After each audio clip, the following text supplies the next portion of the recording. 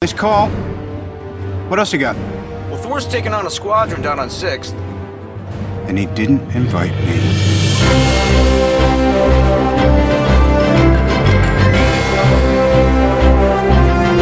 Hey there, Enthusiacs. Welcome back to Hero Talk. I am your host, Judge Greg. Joining me today, we're going to go in alphabetical order. Exelon, how are you doing? Welcome to Hero Talk. I'm doing great. What's up? Not much. I'm doing pretty good. All right, next up, alphabetical order, remember. Brian, welcome to Hero Talk. Hello. And next is Goose, welcome to Hero Talk. Always happy to be a part. That's good.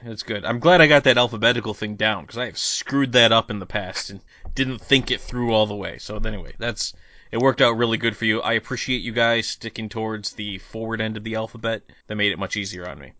I try. So anyway, today's film is The Avengers, starring Uma Thurman. No, it's not. Just wanted to see who was paying attention. Today's film is Marvel's The Avengers. That's the official name, right? Marvel's Yes. The Avengers? And that's to distinguish it from the Uma Thurman, Ralph Fiennes one. Yeah. Although no one calls it that. Everyone just says Avengers. That's true. Nobody even says the.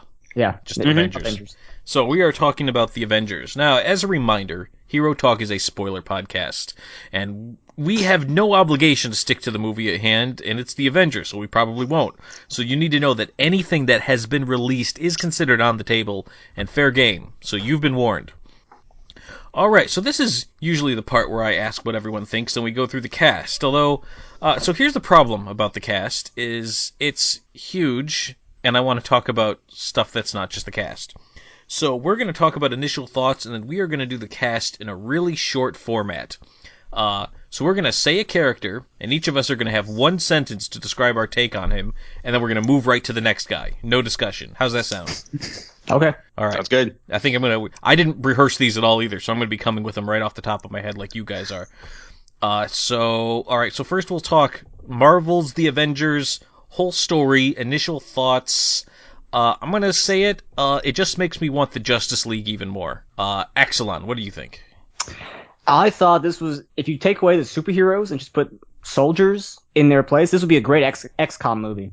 Hey, it would be. Whoa, yeah. Yeah. Because you've got your team of superheroes, the guys who can do everything. They're the best of what they're the best of what they do. They're not Wolverine, but they're the best of what they do. But what they do actually is very nice. Yeah. That flies anywhere around the world. They solve problems with this ship, and they're fighting aliens. Yeah. And it's totally They're XCOM. even led by a shadowy council who you never see. It's just a silhouette on the giant TV screen. Wow. Totally XCOM. Totally an XCOM movie. This is mind-blowing. Yeah. Oh my god. I need to sit down. Hang on. All right. Goose, you're next. Well, I'm not sure I can be quite as big as Axelon here, but honestly, It's that meta. I agree with you. This definitely did make me want to see the Justice League on the big screen. I was honestly just impressed at how well they were able to have all these characters mesh together and not feel like some of them were just out of place. That's true. Yeah. Brian, how about you? I had a friend who kept saying that this movie was never going to work because with all these big name actors, they were going to be constantly whining about screen time. And I'm just so glad that not only was he proven wrong, this ended up just being a great movie. Like, this didn't just work; this was really good. Yeah. No, I can see that. All right. So now we are going to go through the cast, lightning round. First of all, let's start with Robert Downey Jr. as Iron Man. I like the walking thing he was on. However, too much pepper pots. All right, Goose, go. Anyone else think Robert Downey Jr. is just a stretched out Peter Dinklage?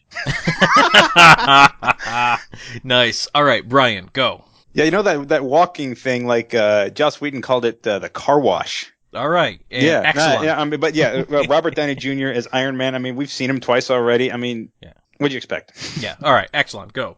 Yeah, more of the same from Robert Downey Jr. He's Iron Man. Too much pepper pots, I agree. All right. So next up, Chris Evans as Captain America. He looked like he was wearing pajamas. Goose, go. Completely agreed. I felt like that, honestly, if there was any character I felt like needed more development, it would be Cap, since, yeah, he had the first movie, but then not a whole lot afterwards, so they could have done a little bit more to push him into the forefront. All right. Excellent. Go. Absolutely agree on the pajamas, and I think like people just accepted his leadership just instantly. Like before, they all hated him and they were like fighting each other. Then suddenly it's like, okay, I'll go here, I'll do this, I'll do that. Yeah. Be the leader, Cap. Okay. Mm-hmm. Oh, I see that. All right, Brian. Yeah, I do think like he could have used a little more fleshing out. And there actually was a deleted scene where like he's like sitting at a coffee shop. He's looking up at Stark Tower looming over Grand Central Station. You know, he's learning about like smartphones and that kind of thing. And like I feel like that could have been left in, and it would have been to great effect. Mm-hmm. I agree. All right, next, Mark Ruffalo as the Hulk. Hulk smash. Brian, go. I was really hoping they were going to keep Edward Norton for this, but I love Mark Ruffalo. I think he's doing a great job as Bruce Banner. Totally agree. Goose, go. I think Ruffalo adds a lot more subtlety than Norton's performance had, because he plays it more like, instead of just being the I'm two persons thing, you get the feeling that the Hulk is subtly shifting his personality just as much as he is shifting the Hulk. That's a good point. Yeah, that's a good point. All right, Exelon, you go. I thought the way he portrayed it was great, kind of with what Goose was saying, although not with the personality thing. Like he just seemed like a Bruce Banner who was just tired. Like before, he was always like pissed off that he was the Hulk, and here he's just like other guy, Hulk smash. All right, I did like how he kept referring to him as the other guy. Like even like the one time he called him the Hulk, he like corrected himself. Yeah. No, that was actually a really nice touch. I feel like I'm on some MSNBC show right now with like the talking heads. I'm like, we gotta go. All right. So Chris Hemsworth as Thor. I missed the hat. That's all I got. Missed the hat. Brian, what do you got? I'm glad they didn't have the hat, because like it looked ridiculous. The one scene they had it in the Thor movie, and they made it very clear. Like they made it very clear. This is just ceremonial. This is not something he wears all the time. Yeah. I missed the hat. All right, Exelon, what do you got? Kind of the same thing with Iron Man. I mean, he's Thor. He doesn't have a whole lot to do or say. I will say, if he had one job in that battle, the final battle, one job, is he had to stop the wormhole from releasing all the aliens, and he left his post. Oh, he totally left his post. A lot. Oh yeah. No, I got you there. You think he got an earful over shawarma? Yeah, shawarma. That was stupid probably scene. Yes. We'll talk about that. All right. Who hasn't gone on Thor yet? Goose, right? Honestly, I feel like with Thor, they tried to, on some scenes he seemed like he was extremely overpowered. Then in other scenes he just seemed like he wasn't strong enough to get the job done. It kind of felt like they were all over the place with what he could and couldn't do. Thor breaks these movies. Yeah, I'm a little if curious he with actually Thor. used his power, Thor would break both of these movies instantly. Yeah. It's like Superman. It's a Superman complex. Yeah, that's true. All right. Have we all talked about Thor? Yes. All right, Yes. good. All right, moving on. Scarlett Johansson as Black Widow. Liked her much better here than in Iron Man 2. Exelon, what do you got? Honestly, I kind of liked her more in Iron Man 2 than I did here. Wow, we're just being contrary today, everybody. All right, Brian, how about you? Yeah, I actually agree with you, Greg. Like I feel like they gave her more to do in this, more substantial stuff to do. Yeah, I agree. And her opening scene was quite good. Oh yes. Yeah. Goose, how about you? I feel like you guys said, in this movie she felt like she had a purpose. In 2, it just kind of felt honestly forced. Here's Black Widow for the sake of, look, it's Black Widow. Yeah. Okay. See, that's how I felt about the Avengers. Like, oh look, it's Black Widow. Here's more Black Widow. Wow. All right. Moving on. We got Jeremy Renner as Hawkeye. I don't know why Hawkeye's on the team. Goose, go. Somebody should tell the Archer they dyed his suit purple. I mean, I don't understand what the deal, why he was here, because if they immediately mind blank him, so it's not like he was there to be part of the team other than the climax. I thought they could have cut him out and given the rest of them a little bit more to do and maybe brought him into the sequel. Yeah, I agree. All right, Brian, go ahead.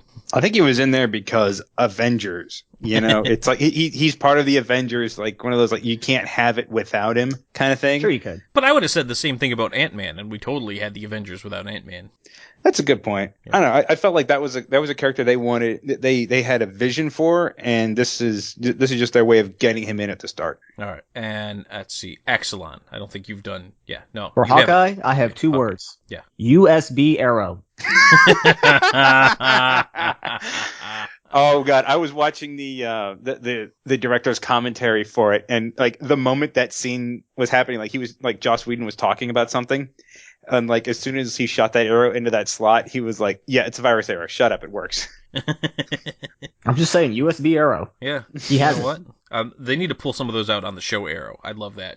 Oh yeah. We did have our boxing glove, so Yeah, we did. We did finally get the boxing glove. I laughed. I did. I admit it. Like a little schoolgirl. I giggled when he did that. All right. So Tom Hiddleston as Loki. Perfect. That's all I got. Exelon, what do you got? he is to date. When I say to date, I do mean like as of today. Post Ant-Man release, he's still by far the best villain Marvel has had. Period. No, yeah, no contest. Brian, what do you got? Yeah, I have to agree there. I mean, just the fact that, like, I think it was last year or the year before, he goes up to Comic-Con dressed in the Loki stuff, just basically telling them they must all kneel before him. Yeah, that's how good he is. Yeah, no, I agree. Very good. Goose, how about you? I feel like he did a good job of portraying both this outward, all-powerful supervillain, but at the same time, you get there subtle moments in his performance where you can see he really doesn't want to do what he's doing some of the time. But then other times, whenever there's an audience, he's right back into the kneel before Loki persona. Yeah, no, I get that from him quite a bit, actually. All right, who's next on our list? Clark Gregg, Agent Phil Coulson. Nifty little career he's made out of this character. All right, Goose, go ahead. Honestly, with Coulson, he was the guy who, for at least the first phase of Marvel, that really connected all these stories together. Because really, he's the guy who you see in almost, I don't think he's in the Hulk, but in every other movie, he at the very least makes an appearance. So he was like the glue that kept the team together. So in this movie, I really feel like he came out to the forefront, not ahead of the superheroes, obviously, but as far as S.H.I.E.L.D. agents, he was the guy we all knew going in. Yeah, okay. Excellent. Well, he died, then he came back to life, so it's all good, I guess. Perfect. Couldn't even make that better if I wanted to. Brian, go ahead. I just love how, like, they bring him in Iron Man 1, he's just like shadowy government agent. And then in every subsequent movie, they give him a little more personality to where, like, this one, he becomes a fan favorite so that, when he actually does die, everyone's like, wait, what? Yeah, this guy is the reason why everyone was just waiting for Hawkeye to die in Avengers 2. that and they tried to broadcast that so much. Like, we're meeting the guy's family, and I'm like, oh no, he's got kids and a wife and a young one on the way. Oh, you boy, saw how useless he is now? Oh no. Yeah, it's like he's not doing anything. He's just worried, and his wife said, like, oh, they're setting it up. Like, homeboy's not coming back. And no, instead we lost Quicksilver. You didn't see that coming? I didn't see that coming. I think here's the thing, though. I think if we were to have the Days of Future Past Quicksilver, I think he could have taken care of that without getting hit by any bullets. Oh, absolutely. Yeah. I think we got the worst Quicksilver. And he could have ran on air to the jet, grabbed Ultron, and put him in front of the bullets. Yeah, he could have. Before Ultron even realized what was going on. It was so OP in Days of Future Past. But at least this Quicksilver wasn't a douche. That's true. He was kind of a douche. He is kind of. The accent covers a lot of it up. I don't know. Those goggles just... Or makes it worse depending on how American you are. Oh, whoa, okay. All right. Those stupid goggles. Yep. Okay. We got to move on. So next we have Kobe Smulders as How I Met Your Agent Maria Hill. I don't know. I guess I just didn't like her. Goose, what do you got? Honestly, I feel like I get what they were trying to do with the character, and I don't know much about her comic book counterpart, I'll admit. Good. But it felt honestly like Nick Fury light, and we already had Nick Fury for that. Okay, it's fair. Excellent. What do you got? To kind of bounce off what Goose said, Maria Hill isn't really Nick Fury light so much as it's Nick Fury hardcore, at least in the comics. Mm-hmm. Yeah. I will say, like, when I saw her, I cringed, not because Kobe Smulders did a bad job, but just because I know the character. So as soon as I saw her, I was like, Marvel's going to announce Civil War at some point in the future. And sure enough, it announced. I just want to make it clear. I actually like Kobe Smulders. I just don't like Maria Hill, and I don't like how Maria Hill was in these movies. All right. Yes. Brian, still got you to go. Yeah, Maria Hill is not a very likable character in the comics, and I think they brought her in way too soon. Like, she does not show up until Nick Fury goes underground. So, but I do think Kobe Smulders did a good job playing the character that they wrote Maria Hill to be. All right, I think that's fair. And finally, I'm not going to talk about anybody else. This is the last one we're going to bring up. We got Sam Jackson as Nick Fury. I have had it with these aliens on this planet. All right, Goose, go. You always get the feeling that Sam Jackson is not even acting anymore. They literally just told him, be yourself. particularly the scene where he's talking to the council, and he's just like, well, since it's a stupid-ass decision, I've chosen to ignore it. Like, that's Sam Jackson right there is what that is. It really is, yeah. All right. Brian, go ahead. Yeah, I mean, it's, they picked Sam Jackson to be Nick Fury, and he's up there being Sam Jackson. I mean, what more could you want? Yeah, I think that's the right way to go, though. Exelon, how about you? Kind of go with what Goose was saying. It's Sam Jackson. Great job. Thank God Loki did not mind control him at the start of the movie. Yeah, I agree. Yeah, that would have been totally awesome. could have done it. This entire planet would have been screwed. Mm-hmm. So now here's a question for you. I don't remember the Stan Lee cameo. Like, totally just watched this movie. I cannot remember it. He had one, obviously. Yes. It was near the end. It was, you know how they're like cycling through all those different like news feeds and like everyone's giving their opinions on it. He's like the old guy who turns around and says, "Superheroes in New York? Give me a break." Oh, yes. Okay, I had totally mentally checked out by that point in the movie and stopped watching, so that's why I don't remember. Yeah. His original cameo was actually in that Captain America deleted scene where like he makes some comment about something and I think he turns around and says like, "What, have you been living under a rock?" Yeah. I'm not a fan anyway. One guy I need to point out. I'm sorry, I got to. He's the tiniest little part.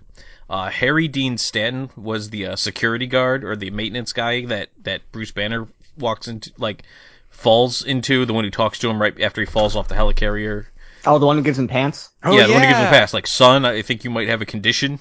Yeah. I love him. Yeah, Joss Whedon was going, I mean, I don't think we could have done any better than making Bruce Banner's spirit guide Harry Dean Stanton. I absolutely loved the scene. I like the deleted scene, like the one where it's much longer. Yeah. I think it was great. And he's one of my favorite character actors. I love seeing him and stuff. So I was really super excited. And he's like, a lot of people know him from like Alien and stuff like that. And he used to be on Yes Dear with Mike O'Malley, who I met once and was totally cool. I don't know where I was going with that. I think I just wanted to drop Mike O'Malley's name. I can name drop. It's my name podcast. Dropper. I hardly ever name drop. I hardly ever. But I'm going to name drop Mike O'Malley through the most backwards way I could possibly get there. All right. So that's going to be, I'm not talking about any more of the cast. I don't know. Was there anybody else of note that anybody else wants to talk on? I don't think so. Yeah, I can't think of anybody else. The old German man, I think, did a good job. Mm-hmm. Yeah, that was like a very small role, but he nailed it. Yes. Kenneth Tygar is the name of the actor. He's a character actor. He's had little small roles in a bunch of stuff, but he's on that show, the Amazon Prime exclusive show Alpha House. Oh, what is he? He's Senator Mauer, I think. I can't place it. I'm gonna have to go back. I mean, he's only been in like a couple of episodes, but I mean, I don't even know. I don't remember from watching it. I had to look him up on IMDb. So yeah. All right. Anyway, so let's talk about the Avengers, the movie. We're done with the cast. All right, we did that in way longer than I thought it would take, but still a lot shorter than it could have been. So we'll just call that a win. I like what they did with the story in terms of sort of like it feels like the first Avengers story from the normal Marvel universe, and they mixed it with the first Avengers story from the Ultimate Universe, and they kind of created this new thing that was still a bit familiar. And I like what they did with it, even though it was incredibly silly that aliens decided to invade Earth, and they did so in a small, like 10-block radius of New York City, such that 6 people on foot with limited ranged weapons would be able to significantly combat them. I think they made it kind of clear, like using the police and like Iron Man flying around. I think they did. Like keeping it to a 10-block radius was probably more from like the efforts of everyone involved, not just. Yeah. But it does kind of raise the question. It's like your portal's that high in the sky. How do you not just decide? You know what? If I go over here, I don't have to fight them. Yeah, you don't have to go straight down. Basically, is what they're saying. Like you can leave the portal and then just hang a right. They couldn't if Thor was doing his job. Well, yeah, if Thor was doing his job, none of this would have been an issue. Yeah, I feel like if the portal was on the ground, it would have made a lot more sense as to why they were right there. Because, yeah, like you said, that thing's like half a mile up. There's no reason they couldn't just exit stage left and be pretty much anywhere. Yeah. Yeah, no, I agree, and that kind of bothered me a little bit. And plus, and this is especially when you compare and contrast this to, like, let's say the final scene or final fight in Man of Steel, where they kind of like, so here's what would actually happen, and here we have this fun version where everybody lives and there's only a handful of casualties, and there's minimal property damage. And I remember watching this going like, wow, they like wrecked all of New York, and then I saw what happened in Metropolis. I'm like, no, this seems pretty reserved now. Yeah. So. Well, there's tons of memes about it, know. Mm-hmm. Yeah, I've seen a handful of them. I don't. It's DC's problem. Not that I want to make this a Marvel DC thing, other than to once again plug, I want to see Marvel's Avengers and DC's Justice League in one movie. JLA Avengers, somebody get on that, because I want to see it. Yes. But DC tries to be so serious that they're like, well, a battle with Superman would create huge damage and casualties and take down entire buildings and literally kill dozens of people. The problem is the writer who was on all 3 Dark Knight movies, and they brought him in for Man of Steel, and I think they brought him in for Dawn of Justice too. He hates comic books. I think he's just trying to make them as realistic as he thinks they need to be. Yeah, I mean, there's a certain time where that works, and there's a time when I kind of want everyone going out for shawarma and joking with each other and firing your hand lasers into Captain America's shield so he can deflect it to hit the other aliens, even though that's so incredibly what's the word I'm looking for? Fantastic. Inefficient. Let's go inefficient. Yeah. It's like DC forgets that comic books are supposed to be fun. Yes, you can be serious. You can be serious and dark, but don't be so serious and dark that literally by the end of it you need an antidepressant. I mean, here's the thing: if everyone's always sad, and if it's always sad and dark and gloomy, then at no point does any of it actually mean anything. You have to be happy before the sadness means something. So going off the destruction aspect, I went on length in our Man of Steel podcast, right, saying what I thought it was great, because I remember in the comics, Superman versus Doomsday, they did wreck that city. Mm-hmm. Like, just them punching each other, not the buildings, just punching each other was causing buildings to collapse. So, so when I saw this, like, what happened in Metropolis, I was okay with it. It's like, yeah, that's what a serious Superman battle does. When he's actually trying. That is what happens. Yeah. Maybe we should actually have a Marvel versus DC podcast, because we clearly have enough material for it. Yeah, we could easily. You know what? It might be something to hold on to if I didn't have this giant backlog of movies and TV shows that I'm supposed to do hero talks on that I've been sitting on for like months. So I'm getting to them, folks. All right? I'm getting to them. Just back off me. All right? I've been busy. So what else do I want to talk about? So the helicarrier. So I didn't think the helicarrier was going to work live action, and then I saw it, and I still don't think it works live action. I think it's still silly. It's not designed like something that should be able to fly, and I cannot think of any tactical reason why you would want to take an aircraft carrier skyward. Yeah, I think it's one of those things they kind of I don't know if it's so much they felt like they had to have it, but I think it definitely worked a lot better than it did.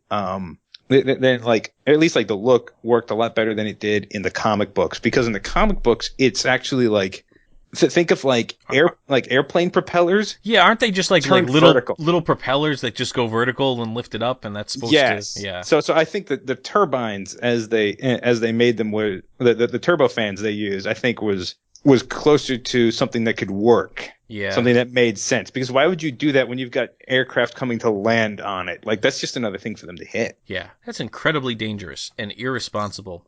Not as irresponsible as this is probably a nitpick, but like the point when like they're standing on the flight deck for the first time, and Cap says like, this feels a lot more familiar than you might think. And like a group of soldiers just kind of runs by in formation, clearly just like on PT. Yeah. Like, okay, first of all, you do not want to do that on the flight deck of an aircraft carrier. Right. You want to be wearing helmets and some kind of ear protection, especially one that's actively landing planes. Yeah. And doesn't it take off like while they're sitting there? And I don't think which is not safe, by the way. Don't do this at home, kids. Yeah. Well, I think that doesn't bother me quite as much as like the idea of like it's an active runway and there's people just kind of running around on it. Yeah, there's no real discipline there, and so I blame Sam Jackson. It's Nick Fury's fault. He's supposed to be running a tight ship. He's so worried about trying to assemble this Avengers team. Yeah, I know nothing of military, and even I was like, that can't be a good idea.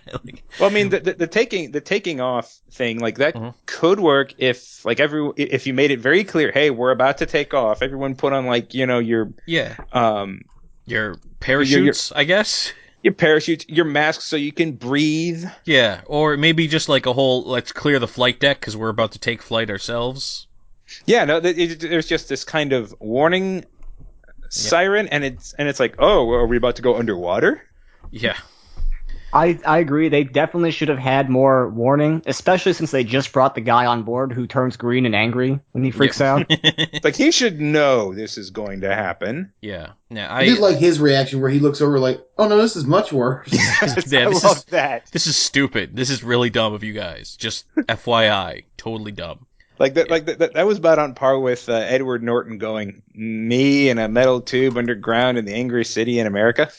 Yeah, I will say though. Now, there's his recruiting scene, the Hulk's recruiting scene. I really enjoyed it. Like, I like how he pretended to be angry just to make her uncomfortable, just to kind of, because she's playing it all cool and stuff. Like, oh well, I'm not afraid, and then he gets slightly upset, and everyone just flips out.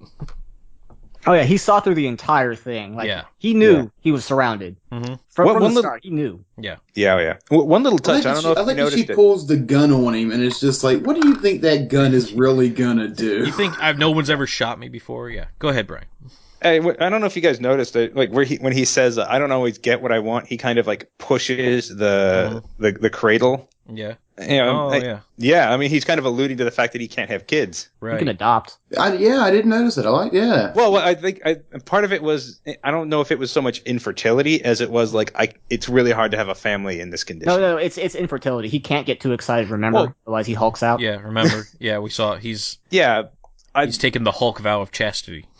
My point is, it's not so much he can't physically have kids. It's more like he can't have a family because of this. Right. Yeah, but unfortunately, then we have Natasha Romanoff, who also can't have kids, as revealed in Age of Ultron. And I guess that really made some people mad too. It did, because they thought they were saying that makes her a monster. No, I thought it was the whole killing people for money and sport is what made her a monster. Yeah, that's what I took from it. It was, but problem is, like, the way they set that up, it was like right next to the I can't have kids thing. So a lot of people just took that and ran with it. Yeah, that's exactly what happened. All right, so I guess that went right over my head. Anyway, no, we will do that hero talk. We'll do Age of Ultron eventually. Don't worry, we will do that movie because I got much to say about it. As do I. Oh, yes. Not a lot of it's good. That was, I gotta tell you, man, this leading up to the Avengers, it almost felt like they just couldn't do wrong, And then Iron Man 3, and you're like, Iron Man 3 kind of proved that, like, they can screw this up pretty bad. And Iron Man 2 was like the blood in the water, but Iron Man 3 was like, we'll get there. Yeah, we'll get there. Anyway, let's not spoil everything. All right, so Captain America, I do not like his costume, and I know I said it like back at the beginning, but didn't it seriously look like pajamas? It did. I mean, am I wrong? Like, it really did. Well, what Maybe it looked like, subtle merchandising. Yeah. It looked like. Well, I mean, Coulson straight up admitted, A, he was a fanboy. Mm-hmm. B, he helped design the suit. So it was built by somebody trying to make a functional uniform, but really nostalgic for like that USO. Yeah, it was like he was trying to make the USO uniform instead of like the one that Rogers actually wore when he was doing stuff, which looked awesome and would have been perfect. I mean, you don't need to touch Captain America's uniform. You got it right the first time. Just keep it. Honestly, I think the USO by that uniform would have been better than what he was wearing. Well, I mean, yes, functionally speaking, it would have been, but I think you can just take that one. I'm actually surprised that one held up in Winter Soldier, because, I mean, think about it. It's been just kind of sitting around for 70 years. It was made by a Stark. Stark Tech. Yeah. That's true. So I guess Stark Tech never ages. It's No. always good. It just It's gets like fine wine. outdated. It is like fine wine. So 1944 was a very good year for armor. Extremely good vintage. Yeah. All right. So the whole movie, it's revolving around the Tesseract, which I guess is what we're saying instead of Cosmic Cube, but it's totally the Cosmic Cube. Yeah, it is totally the Cosmic Cube. It's also the Space Stone, the Infinity Stone. Yeah, the Space Infinity Stone. Now, I don't think the Cosmic Cube is supposed to be an Infinity Stone. I think we're just we're mixing some things together to very conveniently get all the Infinity Stones introduced in time. I have no problem with that. Yeah, I'm not an Infinity Stone purist where I'm really gonna, put on my scholar glasses. It makes things simple, and honestly, I don't think I've ever seen anyone complain that it's been considered the Space Stone. Yeah. What I don't like is it's this very convenient. All the Infinity Stones kind of have this very convenient. Like, what does it actually do? What does it not do? Like, what can you use it for? Like, it's so incredibly weird how it's, well, we're using it to power everything, but he's going to use it to open a portal because he can't open a portal with the Infinity Stone he already has. He needs this Infinity Stone, but not other Infinity Stones. Oh, don't even get me started on how Age of Ultron handles that. That's Yeah, Age of Ultron. That one did kind of confuse me. Like, I always thought, like, the scepter wasn't supposed to be a separate stone. So when everyone's, like, calling it the Mind Stone, I'm like, shut up, you don't know what you're talking about. And then, oh, it's the Mind Stone. Huh. What always kills me about the Infinity Stones is they keep telling us boundless power. In the Guardians of the Galaxy, you see this thing where the dude, like, smashes it and the planet blows up. I'm thinking, yeah, I'm betting they're not going to use that particular power on our heroes anytime soon. Yeah. Really, that seems like that's the one they should have used on Earth. Before that ever happens. Don't worry. I really feel like it really feels like they're using the wrong stones for stuff. Like, he gets the Mind Stone and he sends Loki to Earth. It's like, well, maybe you should really just be focusing all of your efforts on the blow up the planet stone. And just, that seems like the only one you really need. Well, the idea is to get all of them. You got to collect the whole set. Yeah. Now, there's a Marvel's reality Pokemon. stone, right? Too? Like, that's a... There's two more. There's Time and Soul. Time and Soul, yeah. And then he puts them all together and he gets the gun. I don't even remember. I read this thing when it first came out, but it was so long ago. Like, I don't even remember what happened. Something about Spider-Man got powers to fight him. I don't know. I don't remember. I don't remember What I don't get about the whole gauntlet thing in the movies is that there's a spot for each, like, gem, right? Mm-hmm. Well, how is there a spot for one of them and one didn't even exist until Thor 2 happened? What do you mean it didn't exist? It didn't exist. It was the ether. It was the giant, like, smoky thing until it became a gem at the end of the movie. Maybe it always was destined to become a gem. Maybe it's like... Maybe you have to put it in a case. I don't know. Yeah. Not to go back to Age of Ultron again, but I'll be honest, when he puts on the gauntlet and is like, fine, I'll do it myself, he just seems like a petulant child at this point. I know! They didn't get me my toys in time, damn it. Yeah. Well, I mean, I can't wait to see the explanation for that. Well, he's been sitting around for years at this point, and, like, just kind of like, it's just in that chair. I haven't seen him get out of the chair until he's finally like, fine, get out of the chair. There's, like, no lumbar support at all in this thing. Yeah. Excuse me for just trying to get people to bring me all these stones. Like, I don't know if he's just like that. He's that self-entitled, or if he was just trying to stay in the shadows during all of it, so like no one would catch on. But I guess either way, it's what's to not catch on about? Like, so let's say you come down and you're all like, hey, Tony Stark. Yeah, Thanos wants the Infinity Stones. What's Tony gonna do armed with that information now? Oh, some dude I've never heard of wants some things I've never heard of. Well, I would expect the Nova Corps would be more on top of it than the Avengers, but yeah. The Nova Corps couldn't even stop a ship from entering their atmosphere. What are they going to stop Thanos? I'm saying they're the only ones who would try to do something. Like, yeah, Tony would be like, okay, who, what, and huh? That's true. I wonder if Tony's going to go to space and meet the Nova Corps. I just kind of want to see Robert Downey Jr. and John C. Reilly interact with each other. He was actually... They were going to put him in Guardians, but... were they? Okay. Well, here's the thing. I mean, he was in the comic books, right? Briefly? Yeah, he did join the Guardians for a little while. But they didn't put him in the movie because they hadn't like finalized his contract for the rest of the movies yet. Yeah, that's probably best to keep him out. All right, so anyway, back to Avengers, the movie we're currently talking about. We have gone way off course here, so let's bring it on back. There's just so much to all of this. I know. So now let me talk about Thor. Wasn't the whole point at the end of Thor that like he can't come back to Earth, like everything's shut down? So when Thor just kind of shows up as conveniently as he does, you start to think like, oh, so apparently when you break the Rainbow Bridge, you're not cut off forever. You're just cut off for like a year or so until you fix it. Well, Loki made I the just comment. love the hand wave explanation they give. Yeah. Well, Loki made the comment. How much dark energy did the Allfather have to summon? So, like, basically, to make it to get him to like another realm or whatever you want to call it, like it takes a lot of effort. So it's like only worth doing if it's really important. So basically, Odin's a Mass Effect biotic. He used dark energy to do things. Oh. And now we've reached a new low. I Okay. knew Oh, come energy. We bring it into Mass Effect. All right. At But some I'm just point. saying. however, I was actually thinking of calling of pointing to the cosmic cube as space magic. It pretty much is. I mean, let's just be Wow. honest here. It is. wow. It is. All There's right, so all right. much in this universe is space magic. So we're gonna move on. I'm gonna bring it up one more time because I just kind of want to talk about like some of the early scenes where you got Agent Coulson and you got Tony Stark talking to each other. And I wish Pepper Potts was not in this movie. I don't like her, and I think I'm bothered that she walks around Stark Tower barefoot. Like, I would think of any place. that bugged me too. Yeah. Especially on like a construction area. Like that room was clearly still under construction. Yeah, but I mean, seriously, there's going to be like a ton of nails and splinters and stuff, and she's just walking around barefoot. That bothered me. Bothered me more than just having her in the movie because I don't like Gwyneth Paltrow Like at if all. it was finished, if the entire tower was finished, it's like okay, I kind of get it. Like if she was, if they were like walking around a lounge or something, okay, that makes sense. But Yeah. no, not where they were. And I do kind of agree. She was kind of. There wasn't much point to having her there. Other than that, to kind of show that she's more familiar with Phil Coulson than Tony was. Which serves no point ever again. Yeah. His which- name is Agent. Yeah. Yeah, I remember after that, T-shirts were coming out saying, with like those name tags saying, "Hello, my first name is Agent." Yeah.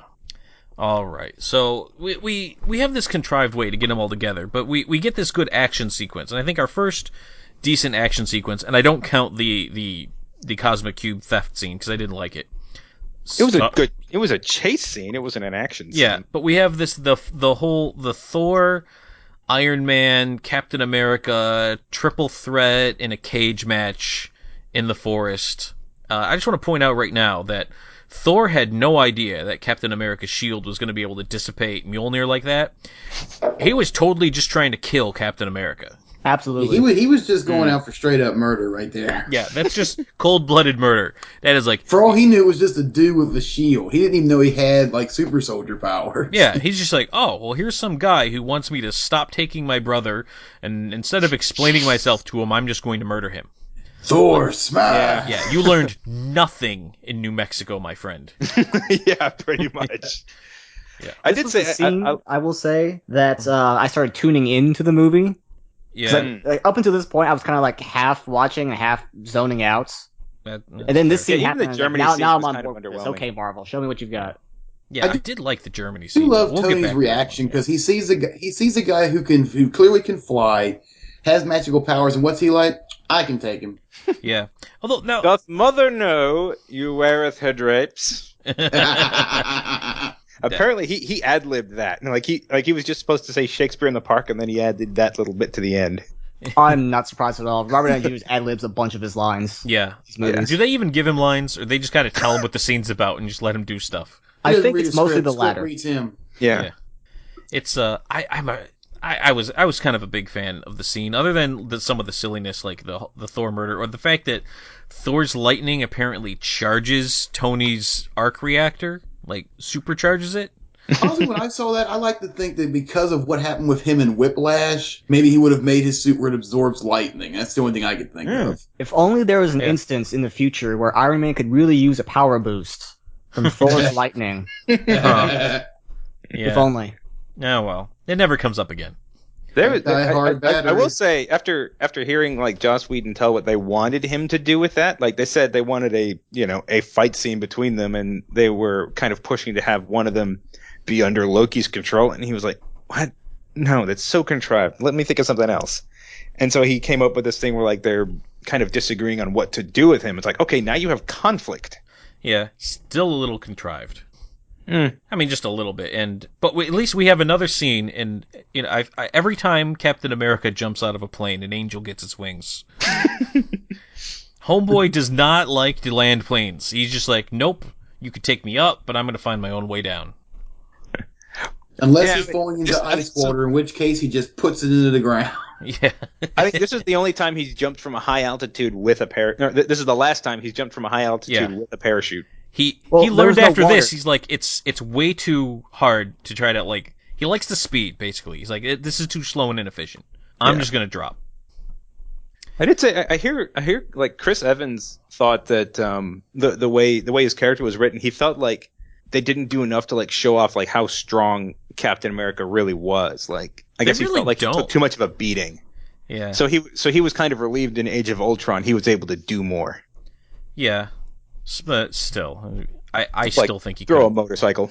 Yeah, that's true. But they really don't play that up. Like he does a lot of stuff that like this is how fast he is. This is how like fast he can run, and he can jump real high. But they don't do a whole lot of like I'm pretty. Although he did go toe to toe with Loki for a while there.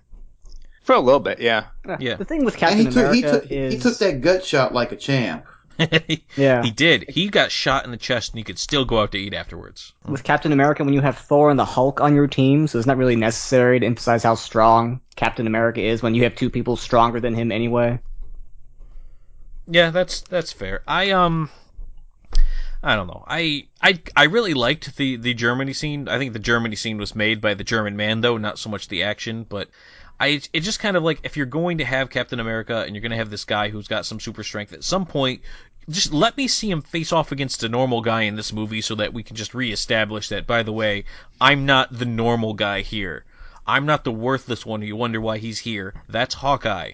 But they did that in Winter Soldier, and he still didn't demolish the guy in 5 seconds. That German scene, though, did definitely bring these look like pajamas scene into stark reality. Because when he stands there holding the shield, it's like, sorry, guy, but this just looks like bad cosplay. It does. It really does. Like, I like his Captain America suit. I think it looks.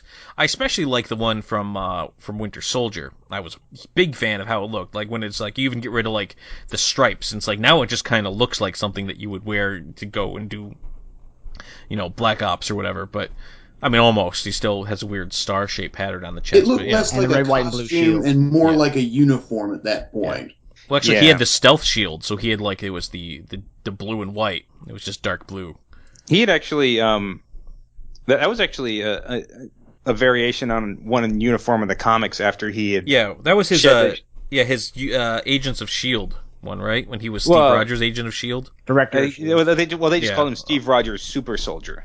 Oh yeah. He was actually head of S.H.I.E.L.D. during that period. Okay. Yeah, it looked. Yeah, I remember like recognizing the costume, but anyway, So, all right. So we got the first battle, the German scene. So next we have the helicarrier with Hawkeye coming in, and the infighting. Like, I get Loki was kind of manipulating the infighting, and I mean, I guess I can get away with it if Loki was trying to manipulate everybody, though.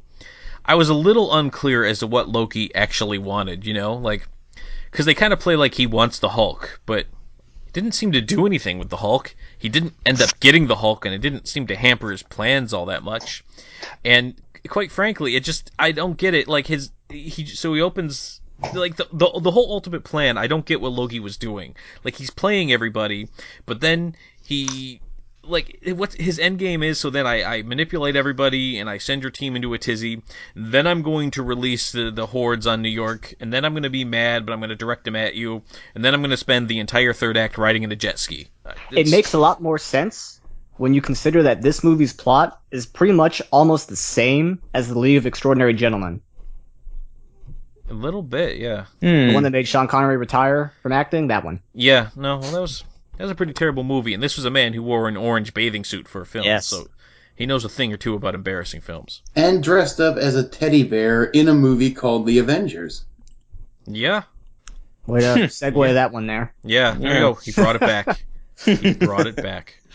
It's not very clear. It ends up being one of those evil plans that's like every time they get captured, it's like, oh, I meant to do that.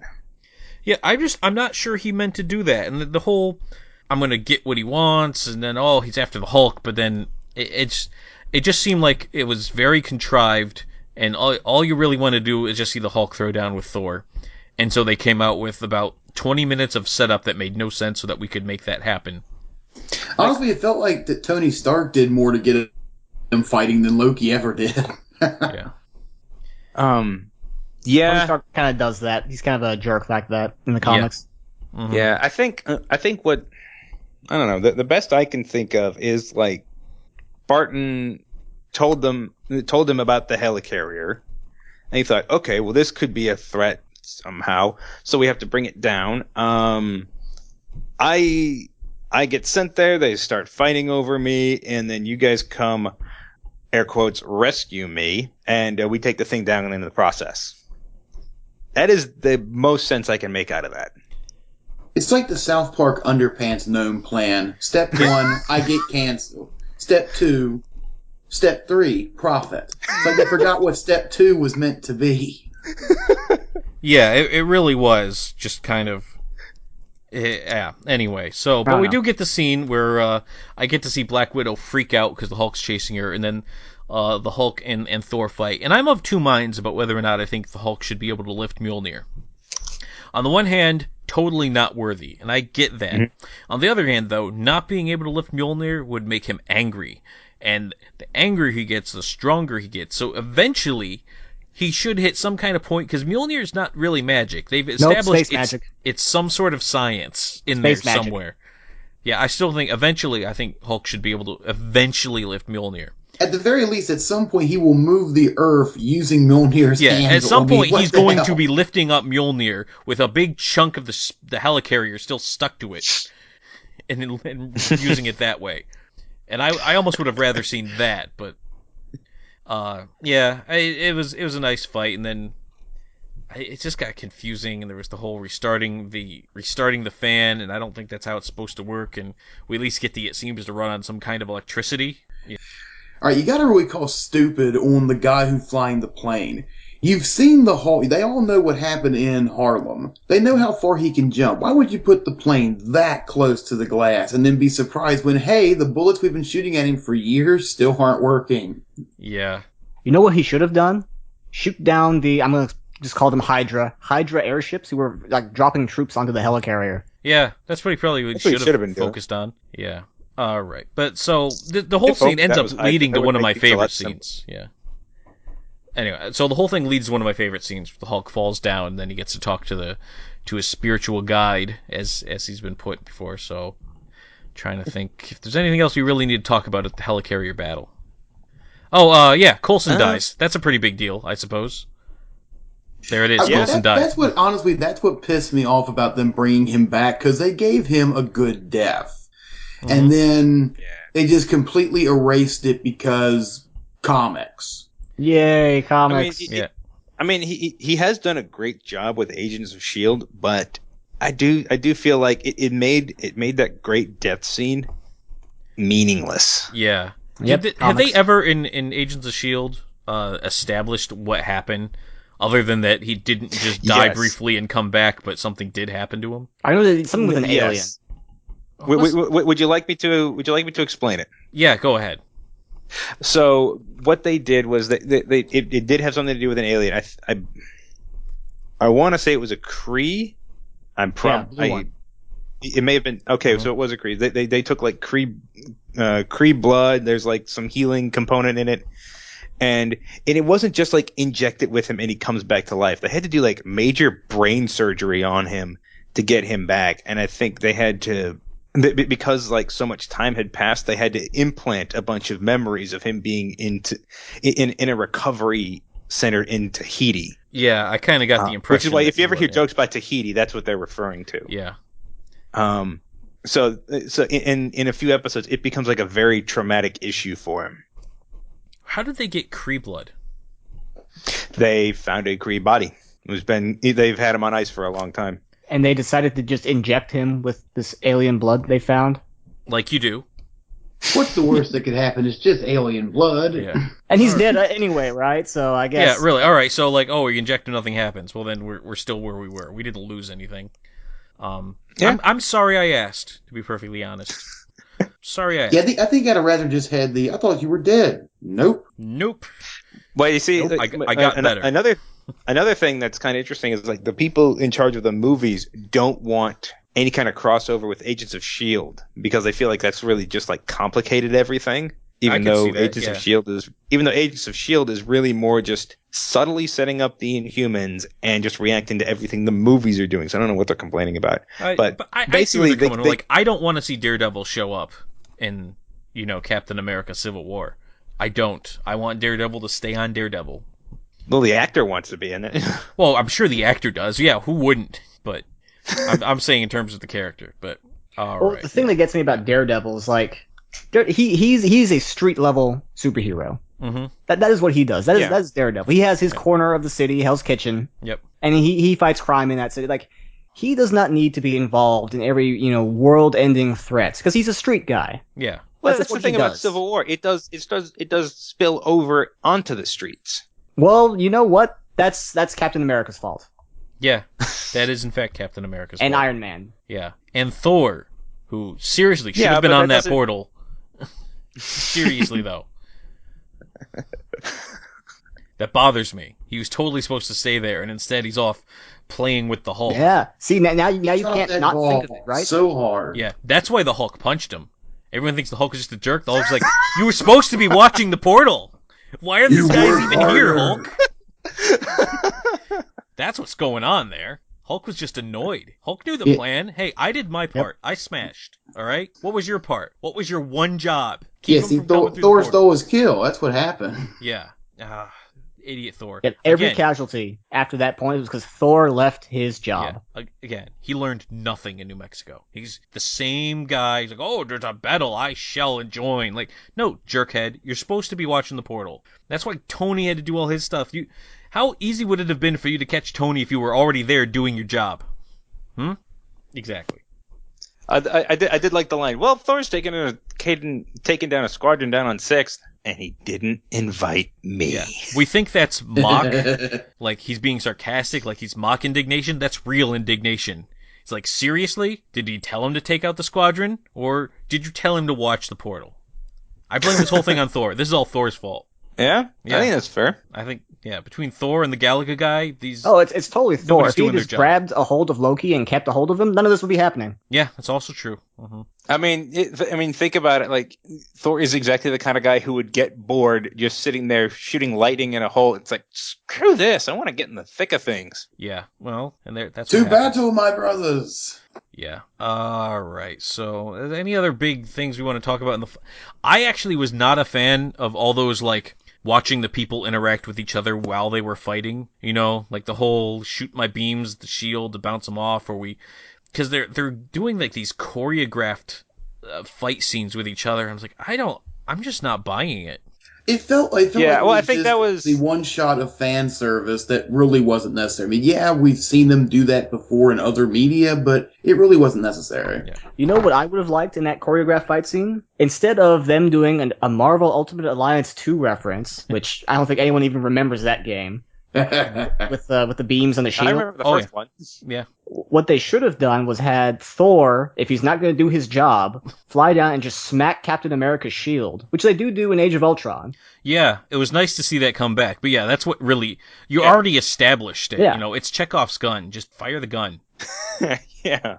Well, and maybe this is a nitpick, I'll admit, but during the entire battle, they keep touching their ears to talk, and there's nothing there.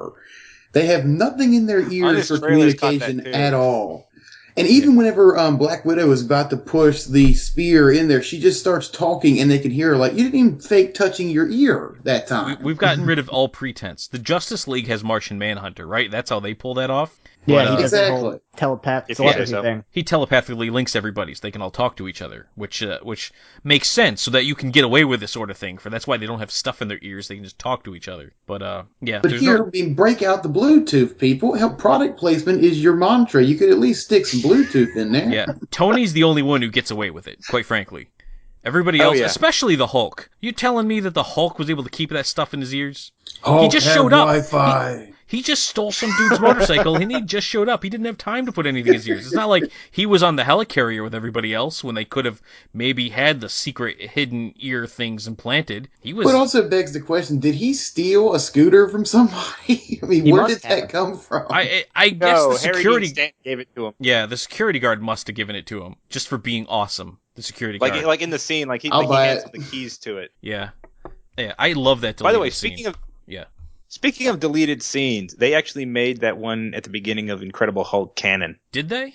Because remember he Well, he mentions Yeah, 'cause it, remember but like I said, it can't be canon because otherwise Captain America shouldn't have showed up. at the very least, like the whole concept of Yeah. like of what happened in it was canon. Like, That's maybe how I not- took Wasn't that. Captain America Like, in the that background. scene too? Maybe. I think Captain America was in that scene. Yeah. Because he was using the ice in that scene. Right, but he couldn't have been in it's the not ice like because he could wasn't in the say, ship. "Oh, hey, I remember watching you do that." Yeah, I just kind of took it as they kept the concept of him trying to do that, but I don't think they meant literally that one time. Yeah. Yeah, just as long as we're on the Hulk, just one real quick thing.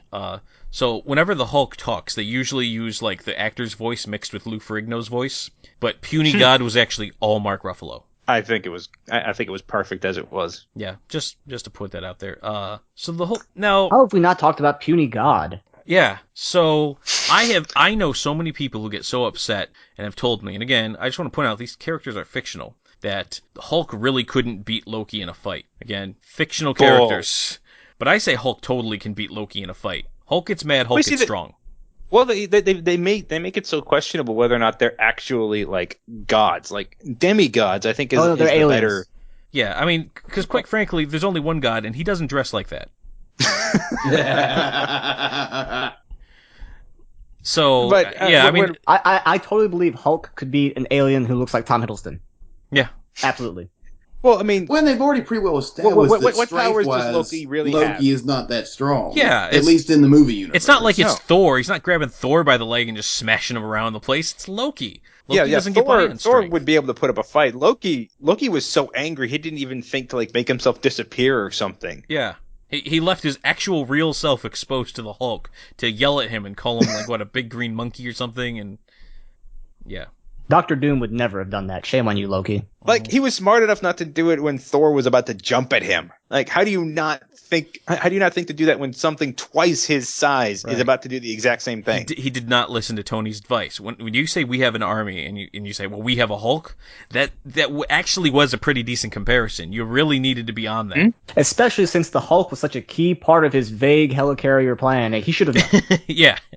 You needed the Hulk. How does he understand how powerful he is 1 minute and then expect him to just sit there and listen to him bluster the next? Puny God. I'll be honest, I didn't even hear the puny god line when we were in the theaters. People were laughing so hard at that scene. That's It wasn't fair. until I watched it on DVD that I realized he said anything.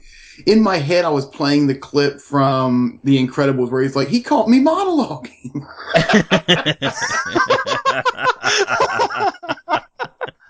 That was great. Yeah. No, I was able We'll to talk hear about it Iron in the Man theaters. 3 later. Yeah.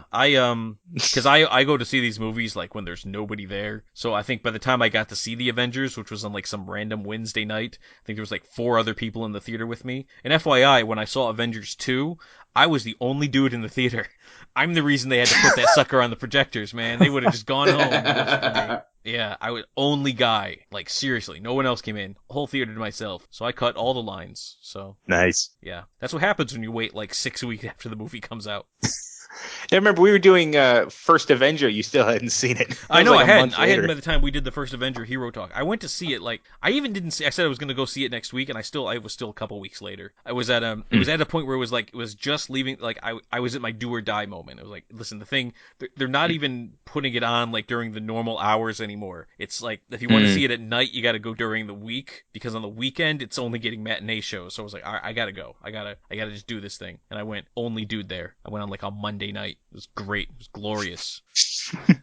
That's what I should always do. I'm not going to always do that. That's ridiculous. But it's better than I used to do the Midnight Show guy, and that was I can't do that game anymore. This is much better. It's much more enjoyable. I've gotten too old for the midnight showing game. The last thing I saw I midnight did that- was Green Lantern. Oh man, what a I'm terrible sorry. movie. Yeah. I can't remember the last time I actually did a midnight showing. I did 10:30 for the Avengers on that Thursday night. Yeah, but now that's more reasonable though, because 10:30 at least you're getting out late, but it's not like you had to get there late. yeah, it was Yeah. still 1 in the morning by the time I got home. Yeah. But yeah. Yeah, Phantom Menace was my last midnight showing, and it was I'm even more sorry. insanity. Wow. Yeah. Wow. You. I I vowed that day I will never midnight show again.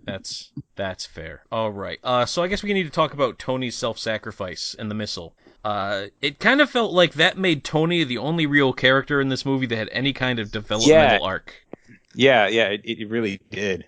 Because Captain America, he's kind of the same. Like other than the fact that he now is the leader, he didn't really go through any kind of change or arc. And the Hulk is still the Hulk, and Thor had development. He went backwards. Yeah, Thor backward. He regressed.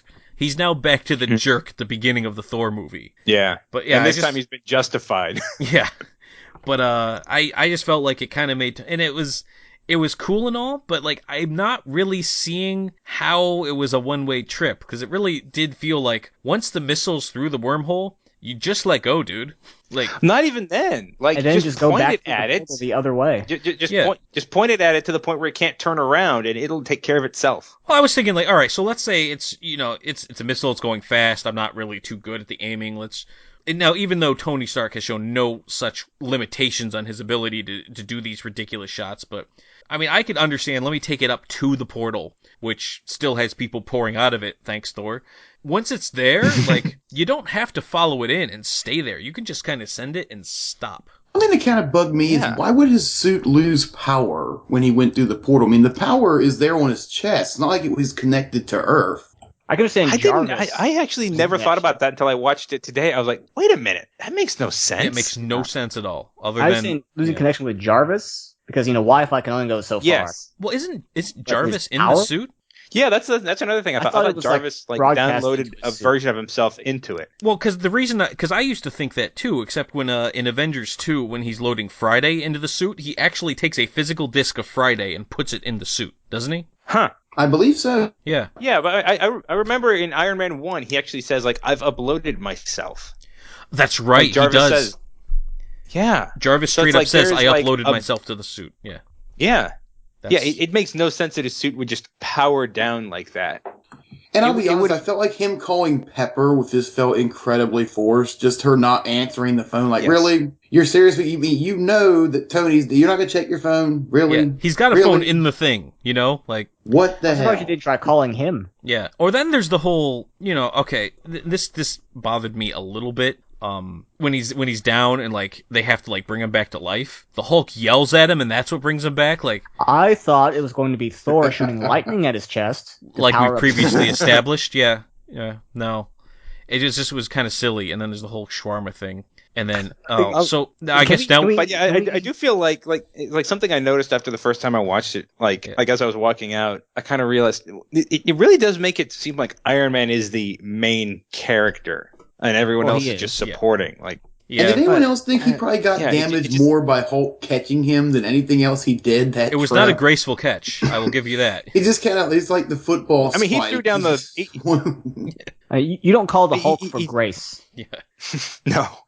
But I mean, he goes inside one of those Leviathan things, explodes it from the inside out, and it's barely a scratch. Yep. Well, what about the missile? So we've established that they are within a 2-block radius or whatever, and the XCOM council decides we're going to nuke the city. It's hopeless. But they haven't even taken New York. They're bureaucrats. It's oh no, it's a lost cause. Just gotta nuke it from orbit. Only way to be sure. But the portal's in the air, so it doesn't make sense. No, it didn't make sense. It was silly, which is why it was a stupid I think the idea was destroy the thing that was holding the portal open. But it had a shield around it. Did it have the shield underneath? Did anyone even try shooting it from underneath? I don't think so. No, it was just let's get the scepter and and dislodge it that way. That seemed a little convenient. Yes. Very saying. convenient. All right, so just saying, we need to talk about the shawarma scene. By the way, we have to. I think it's dumb. That was so dumb. I can't believe you guys hate that. I was laughing my ass off So at stupid. Captain America got shot in the chest. That man needs to go to a hospital. You know, speaking of, if you watch that scene, you'll notice Evans has his hand over his face. Reason for that is he grew a beard for another role, and then they called him back to shoot the swarm machine.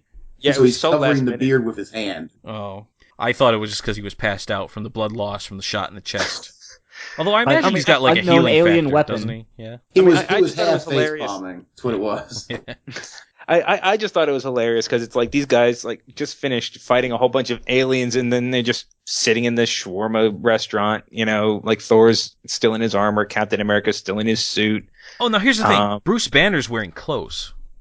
Yeah, where'd he get those? They stopped and got clothes too while they were out. Like they went to and it's Well, I like think it's it's the like, same shabby wait. clothes he always wears. It's not like they got him brand new shiny clothes from somewhere. Like they went to a used clothing store and bought him some used clothes, and then they went and they got shawarma from a place that probably should have been closed to the public. Like I understand they saved New York, but should have been closed to the public. And who has Loki right now? Is Loki just off shot? Like with his little takeout dish going like, yeah, this is pretty good actually. I like to think that they just like had him there by the table. Yeah. Loki wasn't allowed to sit at the cool kids table, so he was just off to the side. Oh no! See, in my head, the shawarma place is closed, and they just broke in and made shawarma. But there's people in the back cleaning up and stuff. Yeah. No. Here's what it was. Loki was under the table with Mjolnir on his chest, so he couldn't move. It's like this is really unprofessional, you if they guys. had him in shot with Mjolnir on his chest, that would have made that so much funnier. I think I would have enjoyed the scene actually. Oh, yeah. They actually showed like just put him on the counter. It's like, just don't move. just showed like just hang on, we're getting some food. I'm hungry. Sue me, okay? Although, like, and someone did like point out, like, someone finally found like the scene where Stark got the idea for shawarma. Like, it's at one point where he like crashes onto the street. There's a shawarma shop in the background. Huh. That seems So probably one of his last thoughts before dying Mhm. was shawarma. Oh, shawarma. Or almost dying, excuse Almost me. dying, yeah. Pepper and then shawarma. That seems fair. Pepper and then shawarma. Yeah. So I'm gonna go ahead and say this before we move on to like all the normal hero talk stuff. Is I wanted War Machine in this movie. Why wouldn't Yes. War Machine be in this movie? What else was he doing that was so Against those important? flying lizards. Yeah. Racism. I mean, maybe they just couldn't get Don Cheadle's contract sorted in time. I don't know. But they could have put his suit in and just, phone something in for a voice. You need the suit for War Machine. That's all you need. Just War Machine just needs I mean, to show hell, up. even Paul Bettany just phoned it in, literally. Yeah, exactly. Yeah. Anyway, that kind of bothered me a little bit. And then he shows up in Age of Ultron for like 10 seconds. Yes, he does. And I thought it was I going to be want really a War cool. Machine movie. A little badass. Yeah. And then the freaking Vision shows him up Hey, on just you know one moment of glory. That did bother me. Vision bothered me all together. I don't like that Vision picked up the hammer. That really irks me. Like, really, really bothers me. No, it's like an elevator. It's cool. I think they did kind of explain it pretty well later. It's like, no, I he's like a machine. the elevator.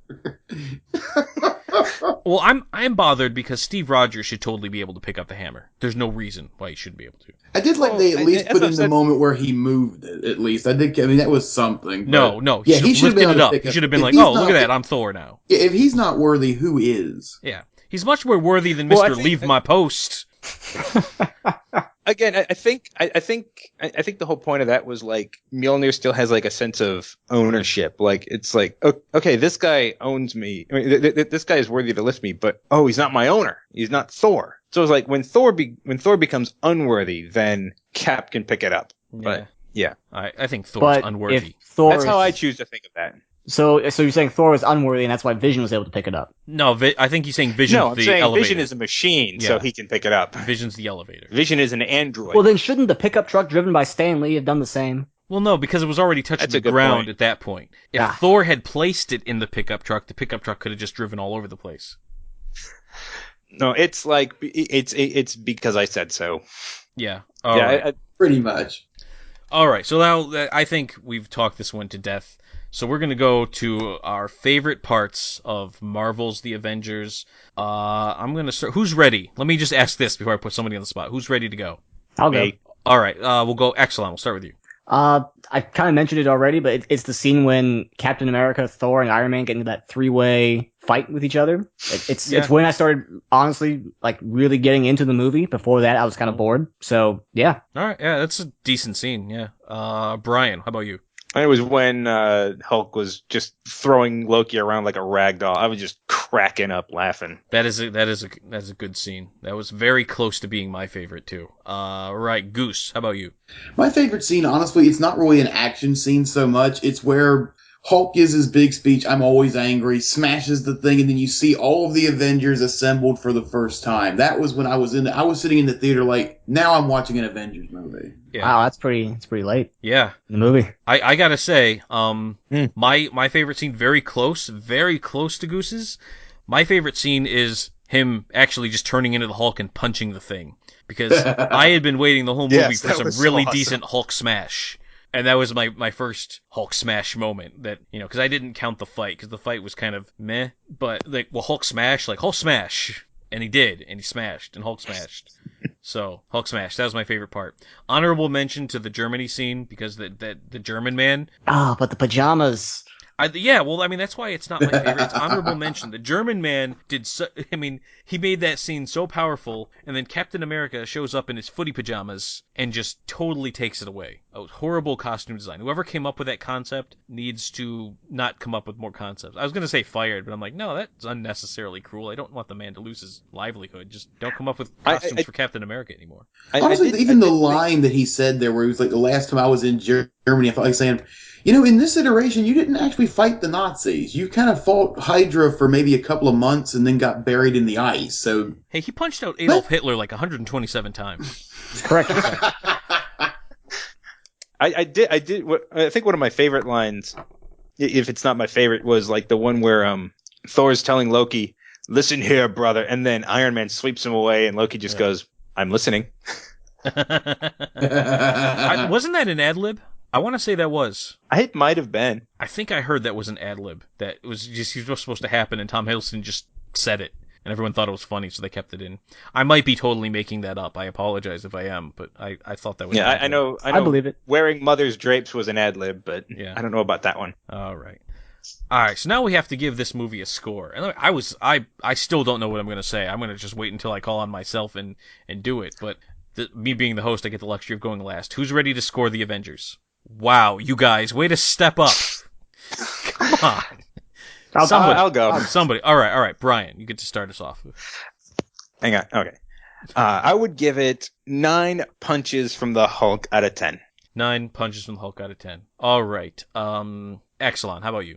I would give it 7 unnecessary nuclear missiles out of 10. 7 out of 10 nuclear missiles. All right, good. Goose, how about you? I will give it 9 abandoned posts out of 10. 9? Oh, Goose, you took mine. I'm still going with mine. I'm still going. Because I have decided, and I've said this in past Hero Talks, I'm not going to give it numbers anymore, because even though the scores don't matter in Hero Talk, we make this stuff up, and we try to make it silly, because scores are just for people who don't bother listening to the reviews, and we put them at the end, and I don't put them anywhere else except at the end of the podcast, so you have to listen to us before you get the score. But I would say that if I told Marvel's The Avengers to go up next to the tower and watch the portal, Marvel's The Avengers would actually go watch the portal. And that's what you wanted to do. And it did exactly what I wanted it to do. It watched the portal. So, let that be a lesson. You want Marvel's The Avengers on that wall. You need Marvel's The Avengers on that wall. And that, everybody, was Marvel's The Avengers. A bit of a supersized episode. Fantastic XCOM movie. Yeah, fantastic. Yes. Best XCOM video game adaptation I've ever seen, honestly. I think top notch. So it's I it's totally a shame. want a Marvel add-on for the XCOM games. Yeah. Yeah, that would be good. I gotta tell you, XCOM with Shield. It's a little sad though that we now know that we have. Now I understand we left a couple of Phase 1s behind, but like seriously, like we look at this movie and then you look ahead to like, oh, but then there was Avengers 2. You realize don't expect it's all downhill from here, folks. It's all downhill. That's what Avengers really stands for. It's like this is the peak, and we got nowhere else to go but down. I don't know. I don't know. Personally, like Winter Soldier and Guardians are way up there for me. I don't know. Guardians. For me, like really Iron Man was the peak, and it's been like a couple of dips and some have gone up and down, and it's like a little roller coaster ride ever since Iron Man. Well, you know what? I'm loving the ride.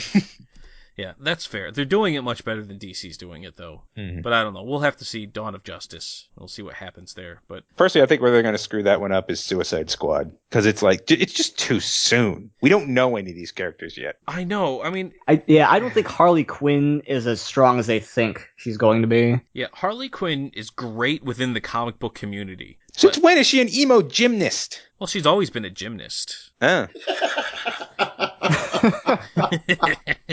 The emo part, I don't know. I don't like her costume, if that's what you No. call it.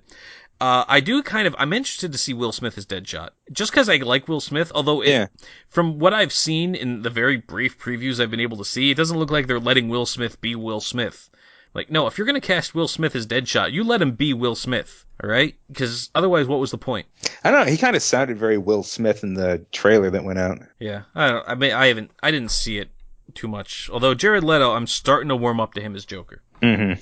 All right, but Yeah, anyway, when I saw his clip, I started warming up to him. I was like, oh, okay, he looks sufficiently weird enough. in motion, it works a lot better Yes, than in still. in motion. Yeah. Yes. And I said the same thing about Oh, Heath yes. Ledger. Not that I think he's going to be as good as Heath Ledger, but yeah. Anyway, so that was Marvel's The Avengers. So I just want to thank my panel.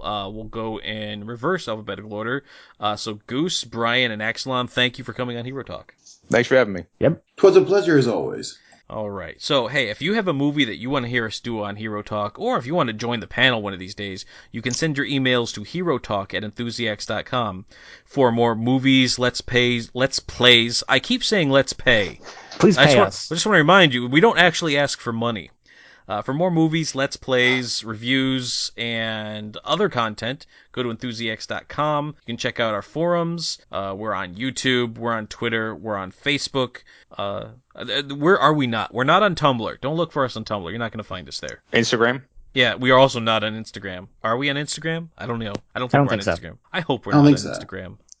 Unless Instagram wants to pay us, then We don't we'll put enough totally be on pictures Instagram. Yeah. We don't have enough pictures. But you can find us. We're out there. And as always, you can come right back here for the next Hero Talk.